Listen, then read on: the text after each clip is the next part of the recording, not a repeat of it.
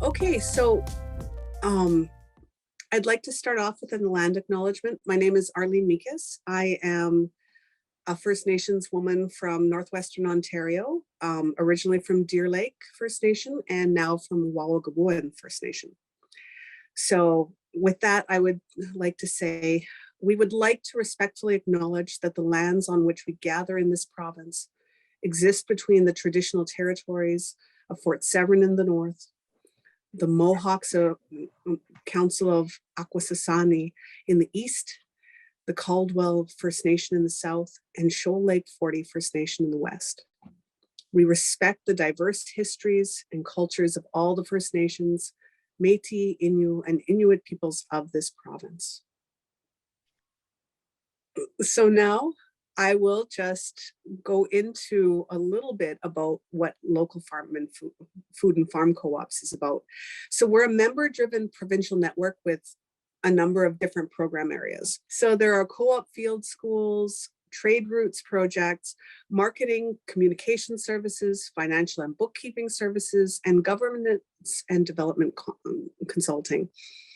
Now for myself, I've always been a real fan of the trade routes project because our trade routes have been so integral in the development of Turtle Island from pre-contact ages.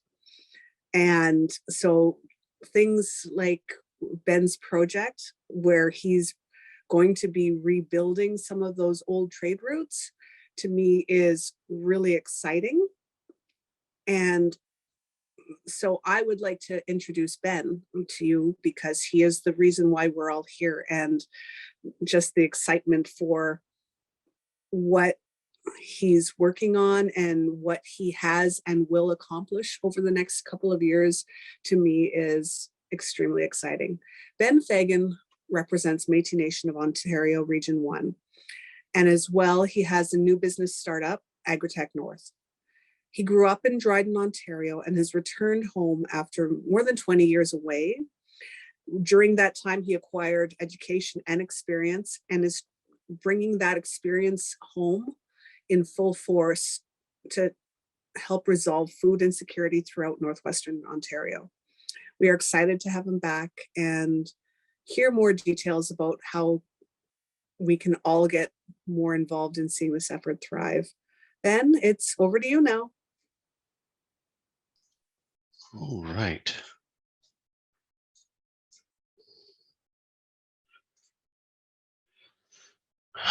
So, yeah, so this is a preview of AgriTech North here.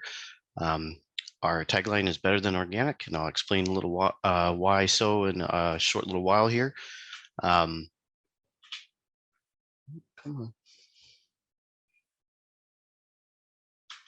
There we go. Awesome. So here's my contact information in case you want to get in touch later. I'll also show it again at the end of the presentation. I'm not alone in AgriTech North. My fiance Fabian Velez also works with us on the growing side, and then Samantha Allen is our farm manager, and we'll introduce them a little bit more later in the presentation. This is my background, or my education background rather. I got a Master of Science in Urban Ecology for the Center for Architecture, Science and Ecology at Rensselaer Polytechnic Institute. That lab's headquarters is in New York, or Manhattan. And I also studied at the Lighting Research Center in Troy, New York. I originally got my bachelor's back in Vancouver, BC in fine arts. Funny enough, it was theater design and production. It's a classic route towards architectural lighting design. So immediately after that, I got picked up by architecture and engineering firms to do custom controls and lighting. During my time in my graduate studies, I automated a green wall system. This is a 285 plant system that I designed the automation and controls for. And it's in the Public Safety Answering Center in the Bronx. So it's a redundant emergency call center. In the event of a bioterrorist attack, they actually seal this building off so there's no airflow in or out to protect the occupants. And so they can continue to work as an emergency call center. And the plants essentially have an algorithm in them that's in my thesis that allows, it treats the building essentially as a submarine, and it can tell you how long the people have to survive with the oxygen. They do have some oxygen reserves, but they run out after a period of time. And the plants can keep X number of people alive indefinitely or extend that period of time, depending on how many people are in the building at the time. So I've done like life safety systems before. This is how it started. So this is the prototype essentially where we were testing a lot of different control algorithms and hardware solutions and automation. I spent a lot of time with this wall. It was a long graduate study. So this is what it kind of looks like in the afternoons to be able to get supplemental light, because this is atrium space, but it didn't provide really enough solar exposure where we were, because the atrium is like 3 stories tall. So we also had supplemental lighting, just like in PSAC 2, the call center. So this is our lab. So I oversaw a chemistry laboratory that I converted over into a biological and aerosols laboratory. So in the background, you see our backup plants there. So I had a secondary system I built into the lab. So that way, if anything failed in our experiments live, I could replace them with plants we had in the lab. I also worked with over 50 students at varying levels of education to lead them in getting involved in the research that I was doing. So I worked with a number of engineers and architects and software developers, things like that, in order to design a number of different additional technologies. I have a visual disability, so I also need, like when I solder and things like that, I use these microscopes. So generally my workbenches are always equipped with magnifying glasses.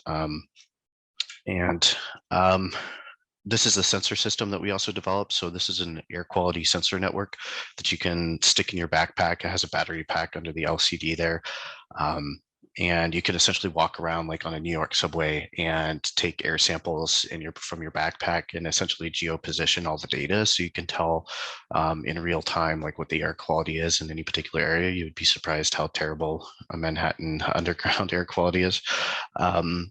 But that's what kind of brought me to where we are today. I'm more on the technology innovation with some growing experience in the green wall and such, but Fabian in particular is the one that's doing the majority of the crop planning because he's been growing since he was 7.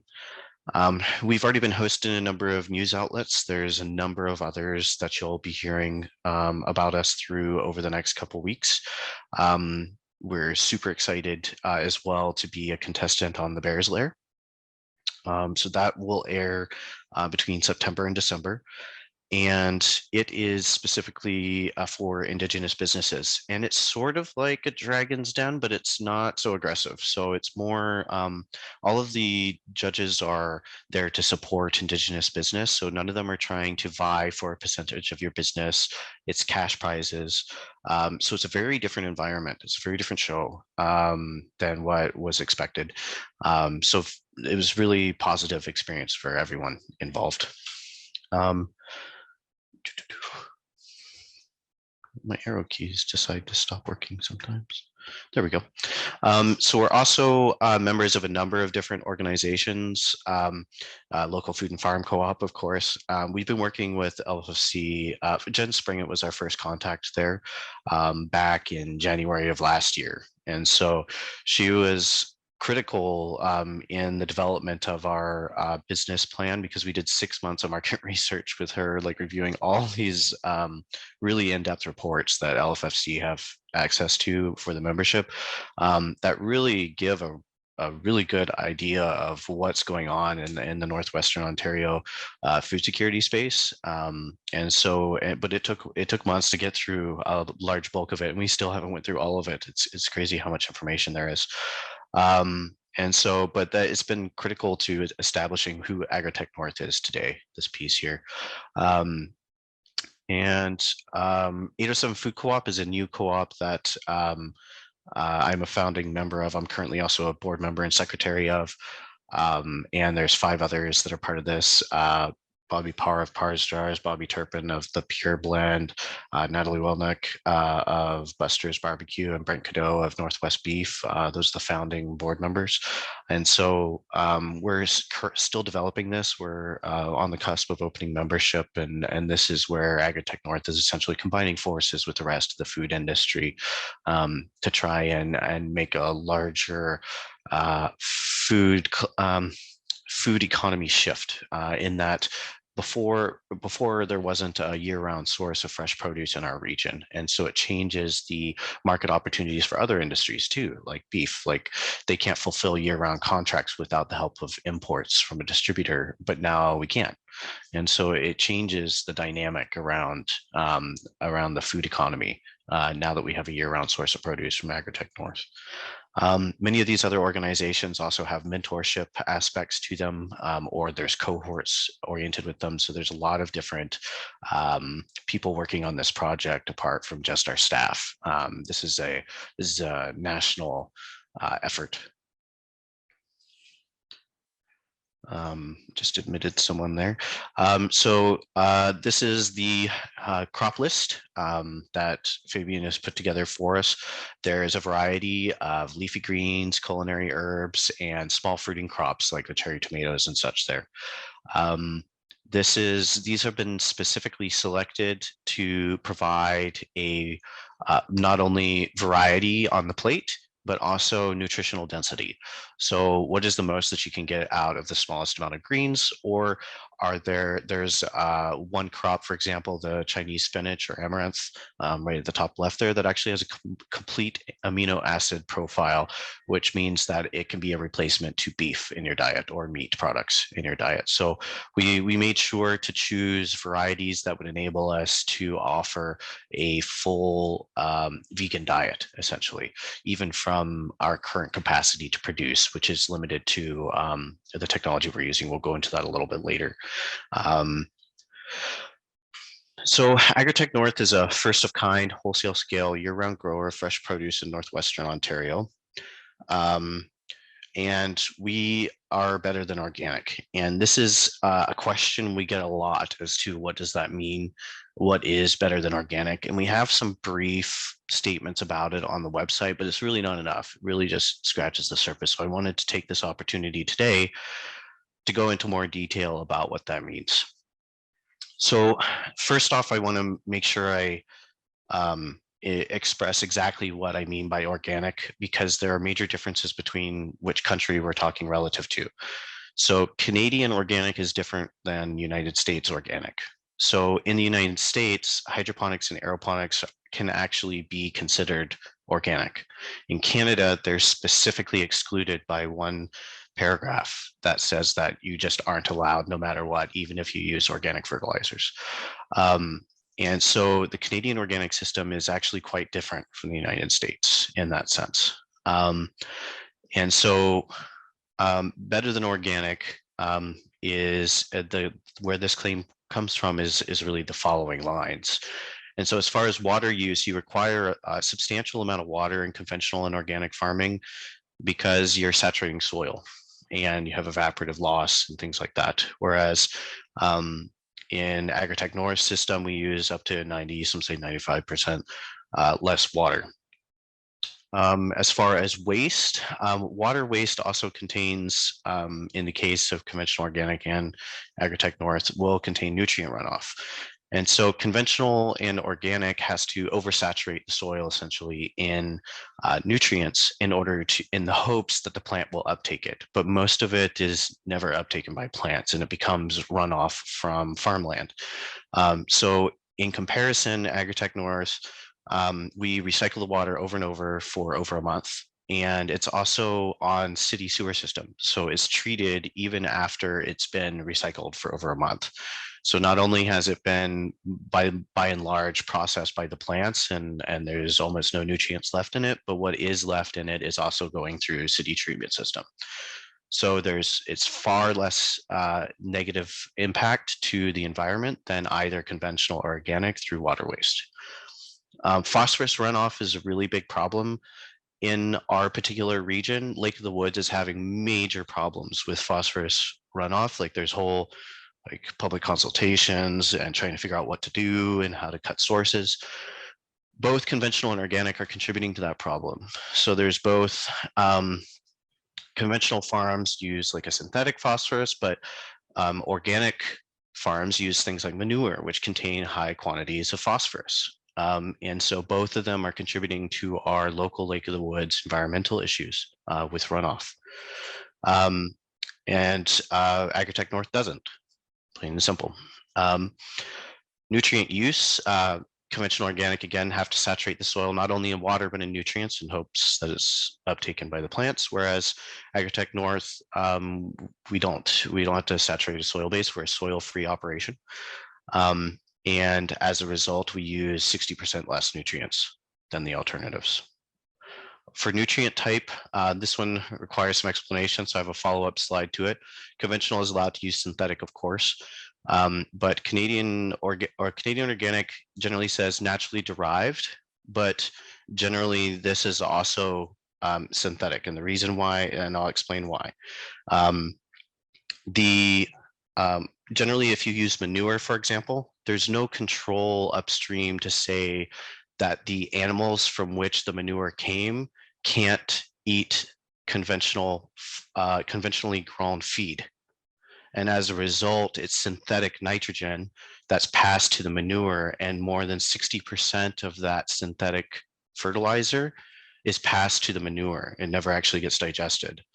And so what's in the manure is actually a synthetic nutrient, even though it's an organic manure. And so that's why I have that synthetic with a star with a source for that. AgriTech North uses synthetic, and I'll explain a little bit why that's not as big of a problem as you think it is. Generally, the organic argument and is that the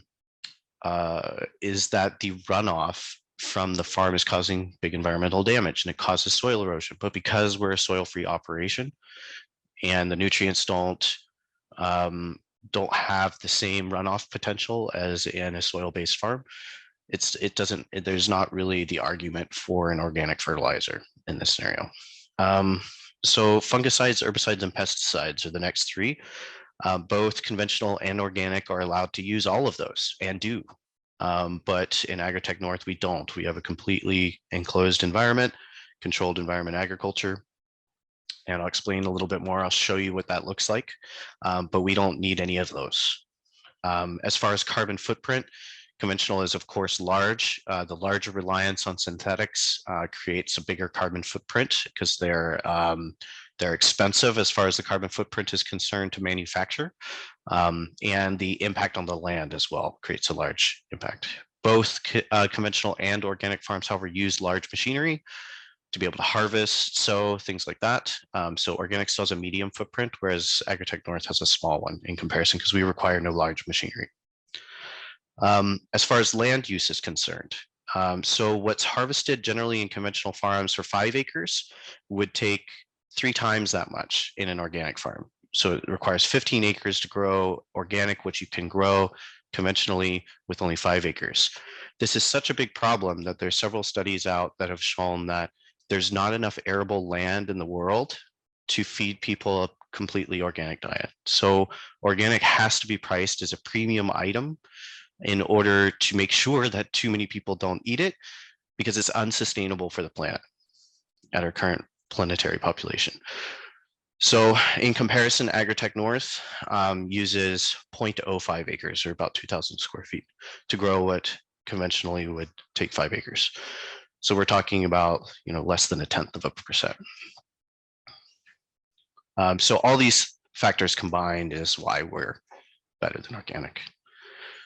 So people always come back to nutrients, so I wanted to just point this out a little bit more, that this is like one of the common, this is how misinformation propagates. This is an article that's online that has no scientific references, but it's kind of like repeating the language of conversation, but it has no, they're not providing any essentially scientific articles, but the general dialogue around organic fertilizers is that the nitrogen and phosphate-based synthetic fertilizers leach into groundwater. Again, we're not worried about that here because we're not soil-based, right? Or that they damage the natural makeup of the soil. Organic's whole thing in Canada specifically is that you must be a steward of the soil. That is like the big tagline is how they excluded hydroponics and aeroponics specifically in Canada. But organic only stewards the soil for themselves. And so they're using fertilizers that are not following the same principles, that contain synthetics. And so they're not making a positive, they're neutralizing, but there's no positive impact on the other side, as opposed to AgriTech North, which does have a positive. We're actually a carbon sink. Okay. So let's define the problem a little bit, like what's underlying the reason that we did all this and went this far. So being Indigenous, this is a issue that's close to me. And what's striking is that, in our rural and remote communities, a household will spend more than 50% of their household income on groceries alone, and it won't include fresh produce because it's too expensive. It'll just be canned or boxed food. Whereas in our roadway communities, we'll only spend 10 to 15%, and we're still complaining, of course, about food prices. And that includes fresh produce. The quality isn't great, but that causes many people in roadway communities to think that they don't have a food security problem. When you bring something home from the grocery store, like in Dryden here, it'll go bad the night after or the day after. That's a food security problem. It's just we've grown accustomed to it in our local economy, or because we've been living here, so like people have been living here so long. But it's not normal in bigger urban areas or closer to urban centers. They don't have that problem. And our selection here is very low. Like, so when you go to the produce aisle, you may have 10 different selections of a leaf, like different kinds of greens. In urban centers, it's like 10 times the size. Like you have so many options, and that affects your quality of life, that affects your nutrition. And so these are a number of things that have come up in our investigation during our 6+ months of market research that we did with the LFFC. So this really underpins our social mission. Our social mission is to lower fresh produce costs in Far North Indigenous communities by 25% and increase access and availability to fresh produce in communities that don't already have it. This is a complicated issue. AgriTech North can't do this alone. And the reason being is that we have a lot of people, but spread out over a huge geographic region, larger than most states. And there's not a lot of infrastructure. So most of the Far North communities are fly-in only. And so we really can't talk about this issue in Northwestern Ontario in regards to food security without talking about distribution. These are inseparable issues in the North. And I often find that conversations have to pigeonhole themselves in order to and if you talk about food security, you talk about food. If you talk about distribution, oh, that's a separate silo. But these really can't be siloed issues. You really got to talk about them together. And we have a number of solutions in this area and a number of collaborations we're working on to do first of kind solutions that'll half the cost of flying into Far North communities. We'll be releasing a lot of additional media in regards to that in the very near future. We're launching some pilots in the next month. So in addition to having a social mission and being a social enterprise, we're also registered as a Beneficial-Corp or BCorp. Anyone can say they're a social enterprise and not do anything, and there's no one holding that organization accountable. And so it's a really loose marketing term. I wish there was more regulation around it, but there's just simply not. Beneficial-Corps, on the other hand, you have to actually ratify your mission statements or your objectives into your articles of incorporation, and you have to report on them every year. So they become part of your annual reporting to your stakeholders. So our 4 pillars that we chose, you don't have to have 4, but these are the 4 we chose, is food accessibility, which is the social mission I just went over with you, education, sustainability, and workplace diversity, equity, and inclusion. So I'll go into these a little bit. So for education, we're actually working on integrating year-round indoor farming into our education system. We're developing curricula for it. We have letters of support and approvals to move forward with the elementary level. New Prospect Hawks are their team there, but this New Prospect Elementary, Dryden High School, the Eagles, go Eagles, and Kenora Jail. We are doing recreation programs for low-risk incarcerated, and are working on discussions towards the path of post-incarceration path to career.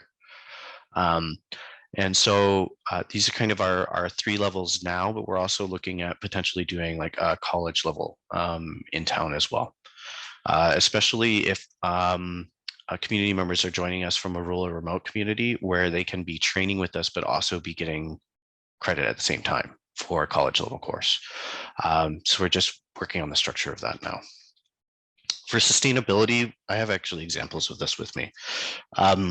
And so for sustainability, this is a hot topic. So if you have a compostable coffee cup, you would assume that you could just put it in your backyard compost, right? And I did for the longest time, but actually you can't. So compostable has multiple layers of ratings. And so if it says biodegradable or compostable, generally it requires an industrial facility to apply a lot of heat and pressure to force it to break down. It's almost as if it's like saying recycling. The only international standard for compostability that says that it will break down within 16 weeks in your backyard compost is this certification in the middle. OK Compost Home, and it's out of Austria. It's the only one in the world. So if you don't see that certification, it's not actually compostable at home. And so we have a number of different, the issue with this particular certification is that there's not a lot of companies with solutions to it in Canada specifically. Europe has so many, it's crazy. But here in Canada, we've been slow to uptake environmental solutions, despite the dialogue being very heavy in compostable. I'm part of the CPMA, which is the Produce Manufacturers Association, and they even have a division specifically for packaging. And they're still talking about recyclable plastics. Like the compostability is not even on their radar for packaging, because the single-use plastics regulations that are coming into effect, once again, exclude fresh produce. And so farmers continue to get exclusions from having to worry about their packaging causing environmental issues. And this food product that we're sending to Far North Indigenous communities or rural and remote communities, even Dryden, don't have the facilities to recycle or to compost the way that it needs to be composted in an industrial facility. We just don't have it. We don't have this kind of infrastructure. And so it just piles up, fills our landfills. And or if we don't have a landfill, and many rural and remote communities don't, it just ends up on the land in a pile, feeding the eagles or the bears, which causes a whole nother set of issues. So this is like one of the, we're trying to ban shopping bags, for example. Like if you go to some stores, like they don't even have bags at all anymore, but they're literally compostable options that they're just choosing not to use for whatever reason. And so our hope is to make films and bags and compostable punnets that also have a wet rating to them available from a one-stop shop, where you can get all of these items and or have us co-pack for you using a completely OK Compost Home line of product. And so this will be a first of kind in Canada. And it includes labels too. So there are labels that are fully compostable, including the adhesive. There's always that hesitation. And so these are the kinds of things that we're working on now, and we're trying to frame out a couple of grant applications because the equipment to do like top seal packaging and things like that is expensive. So we're working on a first of kind co-packing center grant application that'll allow essentially farmers to send their product in bulk to our facility and then have it packed for them essentially in like top seal packaging, for example, or with the appropriate labels and things like that. Because top seal packaging, for example, to do one punnet size, like just to do this size, it's like 100 grand. And so, and then you may have like 5 different product sizes, right? So it can get expensive. So that's what we're kind of moving towards as well. In another area, we're also doing energy. So before this, I worked at the Department of Energy for Pacific Northwest National Lab on the advanced lighting team there. And so I was a research scientist, and I invented apparatus that were that allowed us to answer research questions that couldn't be answered any other way.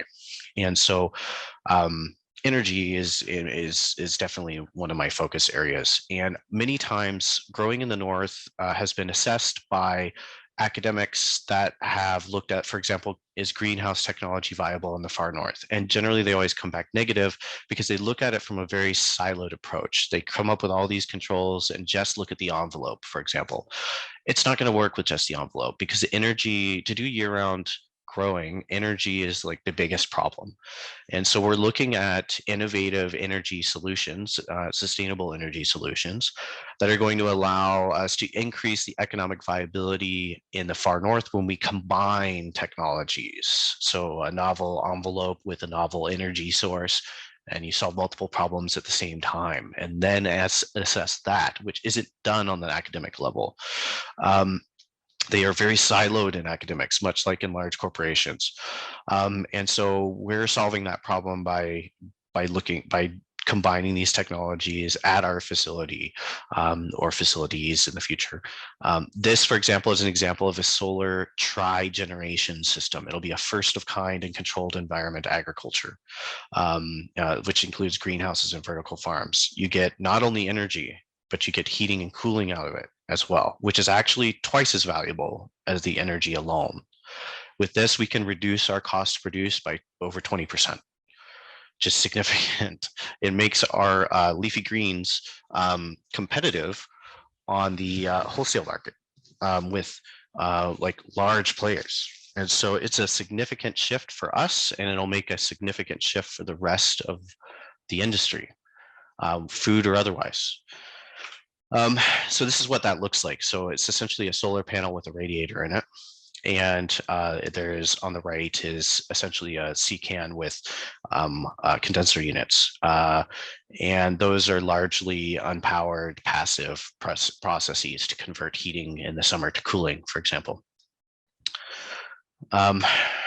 So for workplace diversity, equity, and inclusion, we hire predominantly diversity candidates with specific emphasis on Indigenous staff.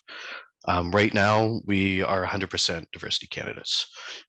As we grow, that may shift around, but we're holding true to our DE&I policy as we move forward.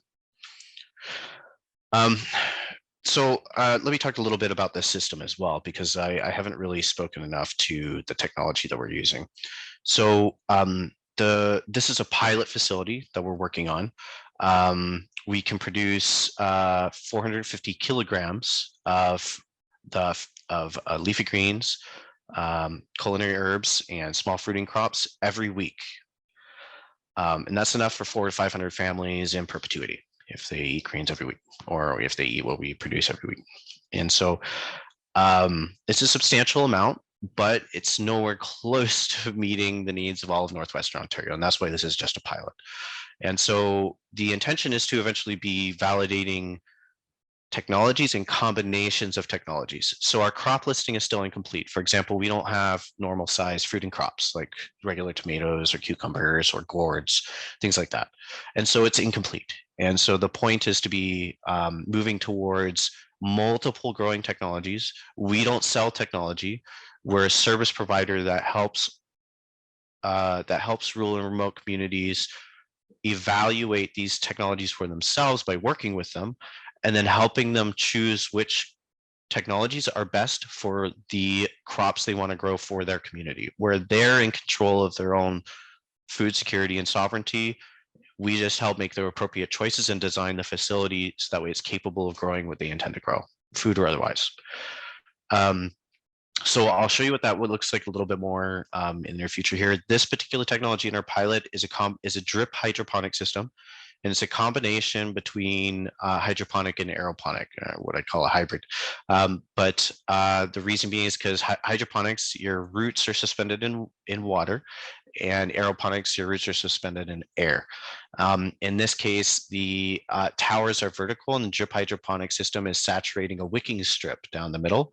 So the roots are kind of in the air, but there's a saturated wicking strip there as well.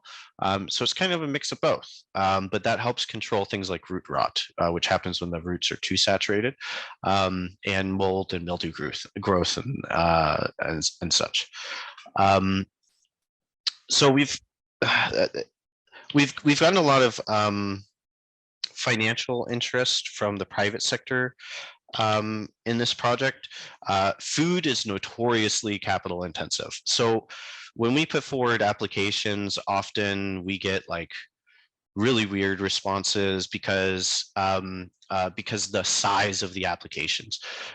We're not like most other industries. Food in particular requires an immense amount of capital to start and to expand, and the margins are low. So it's not an industry you necessarily get into to get rich. Go with the service industry or something like that, or maybe lighting.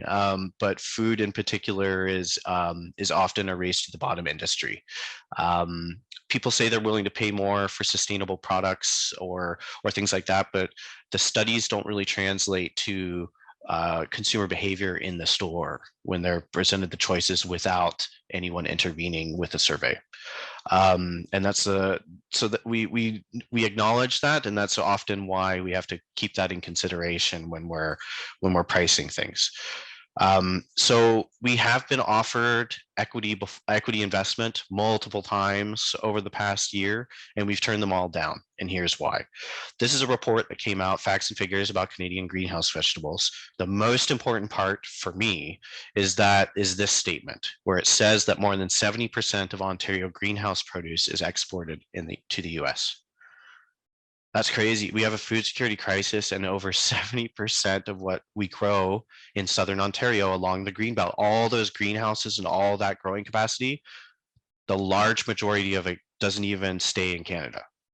And these organizations are soaking up the large majority of the funding for food production. And what an equity investor told me, well, that's because that's where the money's at. When you dig at who owns these greenhouses, most of them, if not all of them, have equity investors on some level, which are pressuring them to get the most amount of money they can for their product, which is from food processors in the States, which turn around and sell us a premium processed product.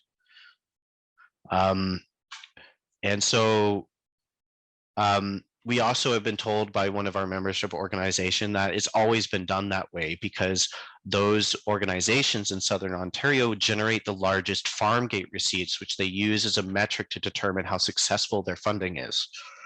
So they're using profitability as a metric, which isn't indicative of resolution of food insecurity.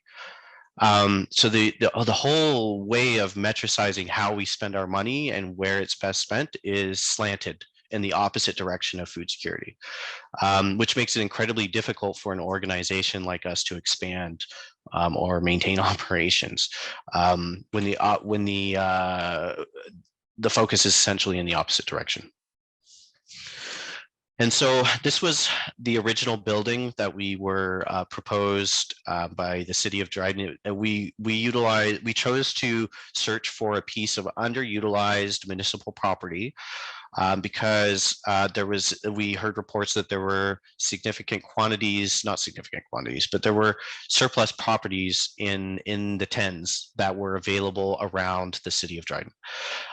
This one in particular, when we toured through it, looked suitable because there's almost no supporting structure inside. It's like steel. And so We ended up, with the support of the city of Dryden through the community improvement program, we're able to acquire it for 60% less than the listing price, because they too believed in the food security mission that we had presented as part of AgriTech North's operations. And so thanks to the city council, we started renovations, and we've put in, for example, we had to spray foam the entire roof. We had to put in additional insulation. We're using all the building materials that were on site. Essentially, we're moving building materials around, but reusing all the materials that are there, not only because construction costs are actually, the material cost is very expensive right now, but we're also, like Fabian and I are doing manual labor to take things apart that would usually not be worth the time, so that way we can reuse the materials on the site in some other way. We're trying to do sustainable development in addition to saving costs. And sometimes that means paying a little bit more for something that's sustainable, and that's fine. So we also reframed everything, did a bunch of strapping, and these, you start seeing these panels go up. So essentially we also got an epoxy floor that's rated for food locations. And this is kind of what the finished product is starting to look like. This is a picture taken yesterday. And so, the rest of this week, they're putting in the finishings. Our grow system gets delivered today at 3 p.m. All next week, we'll be putting in the grow system. And then the week after that, we start seeding. And so the point here is that this is a completely sealed box. Nothing gets in, nothing gets out, ideally. So we have, the way that we deal with the potential for pests is we have protocols where you have to like put on a suit, and in order to, you can't just walk in with your street boots and your street clothes. You actually go through a process, you change, and then you can go into the grow rooms. That doesn't necessarily mean you're going to eliminate every potential pest. And so we have predatory pests, essentially, and we have little colonies that we keep alive and that we feed, that only eat other pests. And so if a pest does get in, we have a colony of insects that will eat that pest. And that's how we control for the potential pest intrusion. Despite all of our efforts, integrated pest management plan essentially assumes that you can never completely 100% guarantee that there will never be a pest. And so you should always plan for how you're going to deal with them once they get in. We've just made a best effort to make sure that we do everything that we can to keep them from getting in, and that we know how to deal with them afterwards. And so when I mentioned that this is a pilot facility, this was our original plan, was for a larger scale facility. But when you are a startup and you ask for $20 million, funders kind of laugh at you. And so we had to back up and do the pilot first. The pilot is about a $1.5 million project, but we are currently in the process of getting that solar tri-generation system, which will make it a $2 million development. This is $20 million plus, and because it involves a district heat and power system and a number of other capabilities. But this is a first of kind prototype greenhouse infrastructure that outperforms glass in every way, including price. The first time, it's probably not going to be cheaper, because there's going to be a lot of, there's no one in North America that knows how to work with it, because it's a brand new material to our industry. And I'm very excited to have the potential to work on this project, and hoping that we can bring this to a grant application near you soon. It's not in the granting pipeline yet, because we're wrapping up our other innovations around our pilot facility first. And I'm hoping that by around spring of next year that we have this fully quantified as far as what our overall budget is. But the significance of this is that it's going to significantly increase the economic viability of similar facilities in the far north. We're avoiding heavy building materials like glass and concrete. This material can literally be rolled up and shipped on a plane. And so it is far more viable for a far north community to fly it in than planes upon planes upon planes of glass which is incredibly expensive. And so it completely changes the dynamic of growing in the north, and it shows a lot of promise. So I'm super excited to the potential that it might bring. So I just want to also wrap up here with a call to action to hope that you get involved. Every purchase that you make from AgriTech North ensures that we can grow to meet this rapidly accelerating food insecurity issue throughout our region.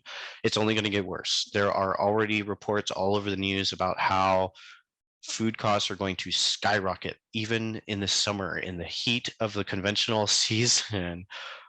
It's going to get way more expensive for food. And so this is an urgent matter. Like, this is an urgent issue. So the more you can buy direct from us, direct to consumer sales, accelerate our development of matching funds that we need for our next phase of development, the solar system, the larger scale greenhouse. And that larger scale greenhouse isn't just to expand capacity, it's to expand variety, provide 10 more options of different growing technologies that all have different capabilities to produce cucumbers, tomatoes, gourds, root crops, all different kinds of things above and beyond what we're already growing. And then when we do get the larger greenhouse infrastructure, we'll convert our pilot facility over to mushrooms. We also have a way to illustrate how to grow mushrooms as well in communities. We just want to keep those separate because spores have a tendency to want to float around. We don't want them getting into the greenhouse. We are currently working on establishing distribution locations in remote communities or even in our roadway communities that are community owned. So the point here is to increase foot traffic to community storefronts that are already staffed, help increase their revenue as well, before we go into and commit to larger quantities of our product landing into like a larger big box store. So if you have an idea for a community owned storefront that's already staffed, that's convenient for your community, get in touch, because I'm ready to integrate those locations into our e-commerce platform. One way to report that capability is Local Food and Farm Co-op is currently working with us on a survey that's currently active. We really need more remote communities, especially Far North Indigenous community participation, to really get a better idea of those community-owned storefronts and what your needs may or may not be, and what you're looking for, or what may not be useful to you. Please take a minute to complete the survey. Arlene's going to drop the link into the chat here for everyone. And I would encourage, even if you're in a roadway community, we can always use more responses to get more significant results, statistically speaking. But especially if you're in a remote community, please take the time to fill out the survey. So our soft opening is also coming up. So as I mentioned, next week we're installing our grow system. So Easter Monday, which is Monday, April 18th, from 10 a.m. to 4 p.m. Central Standard Time, we will be doing tours of the facility. I will also periodically be carrying my phone with me with like a Facebook live stream.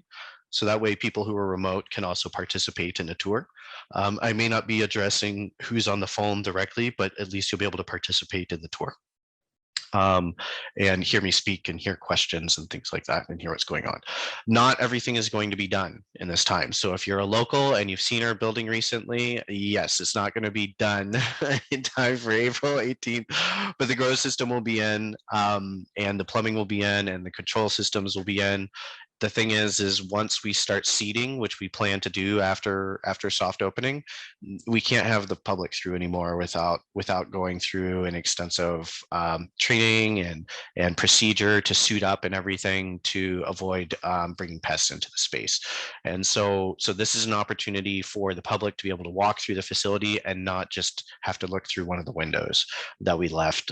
So you could still come by and look through the window and see what's going on inside, but that's not nearly as exciting as being able to be in there.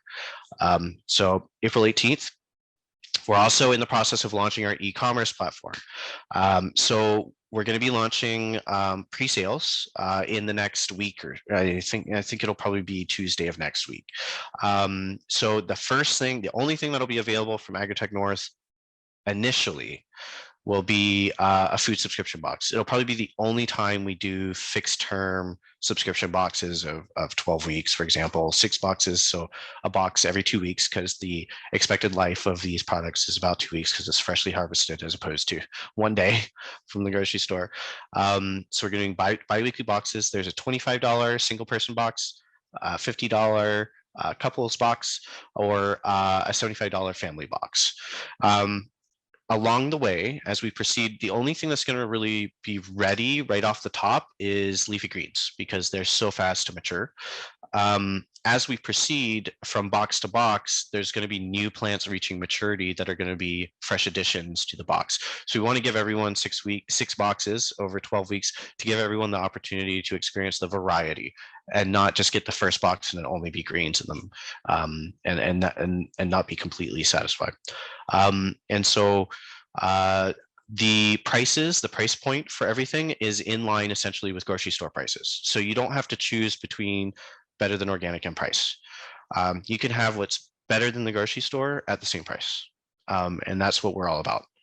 And so after about once more crops come to maturity and we have a bigger variety, we'll have the storefront of individual products will open up like this.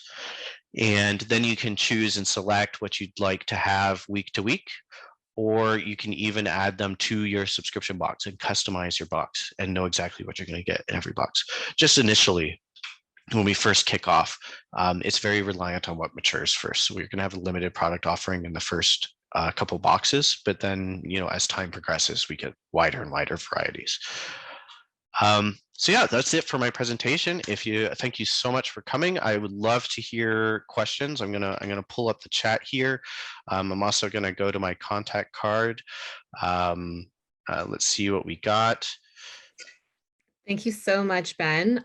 There was a question that initially came in from Tyler, who unfortunately had to leave, but he will check the recording. And so this question is, what is the nutritional value of produce that is close to expiration versus fresh produce that has spent less time off the vine? I think that was in the earlier part of your conversation, of your presentation. Yeah. He's giving me a leading question. I appreciate that, Tyler. Thank you. So the issue with buying fresh produce from grocery stores that is near the expiration date, like if you bring it home and it goes bad the next day, the nutritional content of that food is highly degraded. There's not nearly as much nutritional value in a near expiration product as there is in a fresh product when you're talking about fresh produce. There are several studies that are global studies around fresh produce that I can refer you to, but that is the advantage of local production, is that it doesn't spend weeks on a truck. And not only that, but the crop itself is engineered to last longer in transportation because it's coming from Mexico or California. And they don't have nutritional labels on fresh produce because they've stopped caring about that. All they care about and breed for is shelf life. And that's why we have such acidic tomatoes or tasteless eggplant. And so is because it's all they're breeding for the thick skin that lasts longer on the shelf. And so the advantage of local production is we don't care about any of that. All we care about is the nutrition. Is it an heirloom quality product? Has it been tested? And if not, we're working on a separate funding application to establish our own lab locally, because in minus 40 degree weather, tissue samples don't make it very far. And so we're trying to establish our own tissue sampling and nutritional testing capability at our own facility in a grant application in the very near future to be able to quantify the nutritional value of not only our products, but what's on the shelf currently in the store. And then that way we can show consumers so they can make an informed decision about side-by-side comparisons, of what you're buying from the store and what's in your backyard at AgriTech North. And so that will take us some time to establish, because I just put out my solar grant applications, but the lab is the next thing that we need to get in our current facility. And that's why it's going to take me some time to get to the greenhouse grant applications, because we need that lab sooner than later. We are working currently on quantifying carbon footprint, specifically like in comparison to conventional and organic farms as an industry aggregate in Canada. And we're analyzing essentially with another startup called Carbon Graph. We're their first paying client. They're a startup just like us, but we're analyzing essentially all of our inputs: electricity, nutrients, water, and our outputs like distribution, and quantifying specifically what the carbon footprint of every product that comes out of our facility is. And then comparing that to conventional organic, so I can say definitively in an open manner, so with scientific literature that's open to the public as to where all those numbers came from, a way that we can actually express what the carbon footprint of every product we have is and what the competitors are as an industry aggregate. So this is the kind of thing that these are the advantages of local production and integrating innovation with your local production. Yeah, thanks, Tyler, for that question. Awesome. Thanks so much, Ben. I also see too, we have a couple more coming in. There's one right here from Sarah. Do you plan to work collaboratively with your local grocery stores when selling your products? Yes, so the community-owned grocery stores are first in line. And the reason for that is because generally larger box grocery stores are equity owned, which means that most of the money leaves the economy in the local community. And so we are first emphasizing collaborations with a community-owned storefront that has an owner that is in that community. So that way the dollars that flow through that community storefront stays in that community. For example, some big box stores will take what I have to sell it for is about 30% of the shelf price or less, which means that 70% or more of the money you spend in a big box grocery store goes somewhere else. Like it goes to equity, or it goes out of the community. And so that is shocking to us, and we don't want to perpetuate that cycle. And so that's why we're focusing specifically first on community-owned storefronts, because and Northwestern Ontario is really good at supporting local and staying local when we can. But I think grocery stores, we haven't really had an alternative to like the big box grocery stores in many of our communities. So I think it'll take some time to shift to the local thing year round. Because we haven't had fresh produce year round in the past, and there's not even the infrastructure to support that. So often in order to make that a possibility for community-owned storefronts, we often have to buy the coolers, for example, to make it possible for them to host a fresh produce product, because that hasn't been available year round before. Great. There's some really lovely comments here from Celeste Smith. Celeste, I'd like to invite you, if you'd like, to unmute and just, to continue the conversation if you'd like. Oh, hey, Sagoli. How's it going? I didn't expect this, but we're gonna. But also no worries. But hey, Ben, it's really great to meet you. I'm doing a similar, well, not a similar project, but it's going to be doing a lot of the same things that you are. So I would love to connect. I'm on Manitoulin Island, so we're not so north, but as soon as you get on an island, costs jump, right? 30%. And you know, I'm Indigenous, and like 50% of the people on the island actually are Indigenous. So I know being up north, going up north to some of the flying communities, you know, I mean, you guys don't have any of the produce. We have it, but it's unaffordable, right? That same problem though. It's still a food security problem. So we recognize that. Yeah, it needs to be affordable to be food secure.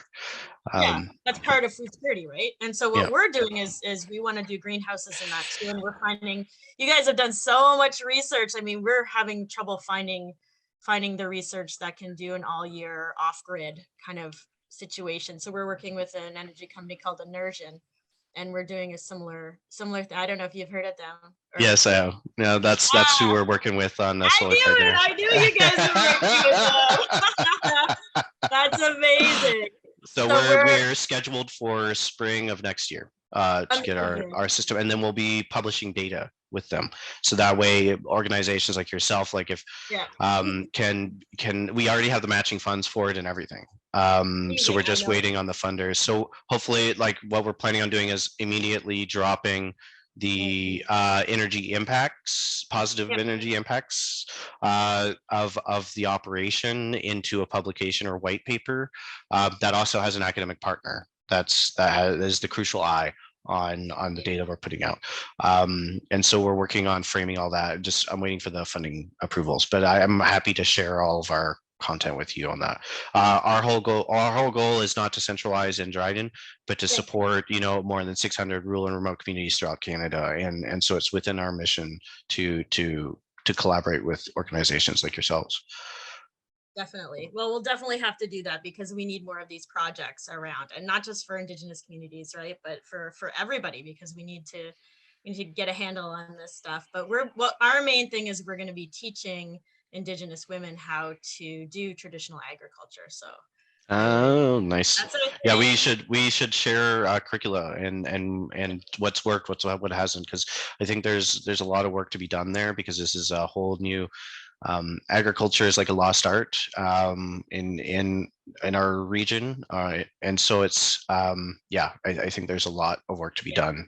It's going to take all of us. Yeah, well, exactly. You guys are doing exactly, like, we need the high tech stuff, but we also need to bring in back that, that cultural aspect that, and doing all of these things, like we know that the kind of regenerative agriculture we're doing, we know it's carbon friendly. We know that we can be carbon sinks and all this good stuff. How do we quantify it so that people understand it? That's kind of where we're getting caught up right now. So look up Carbon Graph, and we're currently working on that. If you want to get involved, we are in the process of I've been waiting for the fiscal year to start over again, so they renew our internship programs.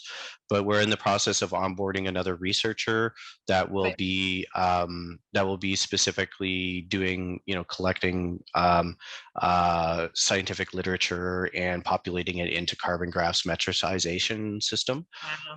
And so and looking to put numbers on all that. So we definitely keep in touch about that too. Yeah, that's so great. We should all be doing this and figuring out how, because then once we have, the data in, and then people can look at it and go, wow, okay, this makes sense in my Western kind of brain, that this is, this actually makes, great sense. So awesome. We'll definitely hook up. I'll put my deets in the, thanks, Susanna, for those comments there. Yeah, we're called Gagitsigimigemi. We will plant lodge. So you'll be seeing stuff from Ben and I in the future, because I already have a connection there. So yeah. So Ona, Ben, and thanks so much for Susanna for letting me jump in. So thank you. Absolutely. That's so great. There's one last question I saw here in the chat from Susan. And then I have another one that just came in from Emmett. So from Susan, would there be a separate survey for road accessible First Nation communities in the Thunder Bay district? Oh, okay. So road-based communities we're actually looking for pilots right now, because we have a first of kind. I have a tour I have to go to here shortly with 3 Points in Space Media. We're working on funding applications to launch a pilot that is essentially free drone-based delivery to some roadway communities that are Indigenous communities. So we are in the process of launching that. Our first harvest is at the end of May. So like our food boxes, when we do pre-sales, the first delivery will be at the end of the May. And that's essentially when we're looking at launching the pilot, which we'll choose a couple communities for, they're the only ones with regulatory approval to do non-line of sight drone deliveries. And they have the equipment to do fresh produce distribution, because they're currently using the same infrastructure for vaccines, which has to be kept at a certain temperature too, just like fresh produce, both heating and cooling. And so, that's a potential. I would say reach out to me by email. We're right in the middle of our system installation, so it might take some time for me to call back and get back to you in this regard. But I definitely need to talk to you, because Thunder Bay is within our catchment. And so we would want to talk to you about potentially a pilot from Thunder Bay to your community, for example. Great. There's one last question from Emmett, but do you need to get going right away, No, Ben? no, Or no. Go ahead. Okay. Number one more that's there. This was, what do you envision as being the biggest hurdles in making this kind of tech more accessible in fly-in communities? The project and model look very good on its face, but the gulf in infrastructure between road access and fly-in communities is very substantial. So water system integration, et cetera, become more and more important. Yeah, so we're actually validating technologies in regards to how to use hard water in hydroponic systems. So we're actually working with a technology manufacturer now that may make that possible, where we can use like a well water source in a hydroponic system. And so stay tuned, we'll have publications on things like that to try and solve this problem. We are thinking about those things. We really need our larger scale infrastructure. We really need our greenhouse to be validating a larger variety of technologies. Our pilot facility isn't going to solve every community's problems. And honestly, there's no silver bullet technology that's going to solve food security. This is why we're not a technology company. And there's too many organizations trying to sell their magic bullet to the food security crisis, but none of them are really the right choice because they all have their limitations. It's really the combination of growing technologies that provide a variety of fresh produce options that are the golden ticket. And we can't do that if we're a technology company. And so I think that that's the way to go. We're looking at things like transportation issues. We have a drone that's going to be available through 3 Points that can hold up to 600 kilograms. So it has a very large payload. It's more like a helicopter. And that will half the cost of typical distribution of that size. And we could use that same drone for example, transporting equipment. Now the 3D printer behind me as well, we're working on 3D printable OK compost home filament indoor farming components. So we're essentially converting all of the components that we use for indoor farming into 3D printable components. So that way a remote community can print spare parts and or print many of the parts they need to get started with indoor farming. We expect that the printers like this are going to be as common as a household microwave for remote communities because it eliminates the need to fly in replacement parts. So if something fails in your community, you don't want to lose all your crops. This allows you to replace it on site in a moment's notice.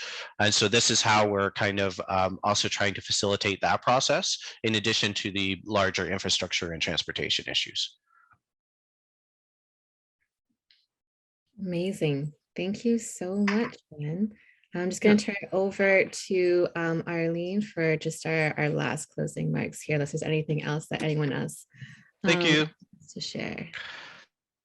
No, I'm just so excited about this project.